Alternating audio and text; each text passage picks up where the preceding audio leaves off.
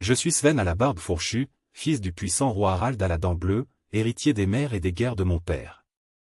Mon règne, bien que bref, fut marqué par la force et la conquête, particulièrement lors de mon intrusion audacieuse en Angleterre, où j'ai revendiqué le trône que j'estimais mien par droit de conquête et par les liens de sang nordique qui nous unissaient tous.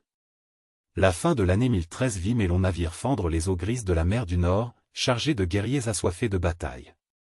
Le 25 décembre, jour de grande célébration chrétienne, j'ai été couronné roi d'Angleterre à Gainsborough. La cérémonie, loin des fastes habituels, se fit sous le signe du fer et du feu, au son des armures et des épées.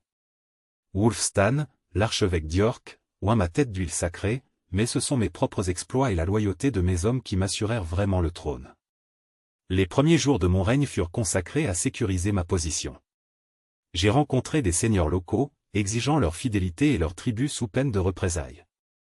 Bien que certains aient accepté, d'autres préparèrent en secret leur résistance ou leur fuite vers le royaume d'Éathelred en exil. En janvier 1014, les défis s'accrurent. Le mauvais temps isola nos campements et compliqua les communications avec le Danemark, mon royaume natal. J'ai donc renforcé nos défenses le long de la Tamise et des points stratégiques, préparant le terrain pour une possible contre-attaque d'Éathelred. Chaque décision était vitale, chaque ordre pouvait déterminer l'issue de notre présence en ces terres.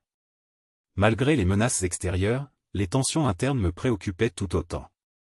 La loyauté des hommes du Nord est solide comme la glace mais peut se briser tout aussi facilement sous le poids de l'or et des promesses. J'ai dû naviguer avec prudence entre récompenses généreuses pour mes fidèles et châtiments exemplaires pour les traîtres. Cependant, j'ai aussi cherché à établir un semblant d'ordre en introduisant des lois basées sur les coutumes nordiques, adaptées aux réalités anglaises. J'ai installé des jarls et des conseillers pour administrer les régions, assurant une présence constante de mon autorité. Les rébellions locales étaient fréquentes, mais ma réponse était toujours rapide et brutale. Chaque village qui osait défier mon règne était soit rasé, soit lourdement taxé. Cela, je le justifiais non seulement par la nécessité de maintenir l'ordre, mais aussi pour asseoir une terreur calculée qui découragerait toute velléité future de rébellion. Pendant mon court règne, j'ai aussi tenté d'intégrer certains des nobles anglais en leur offrant des positions de pouvoir sous ma gouvernance, tout en maintenant une mainmise ferme avec mes propres hommes de confiance. Cette stratégie avait pour but de mélanger nos cultures et de stabiliser mon pouvoir.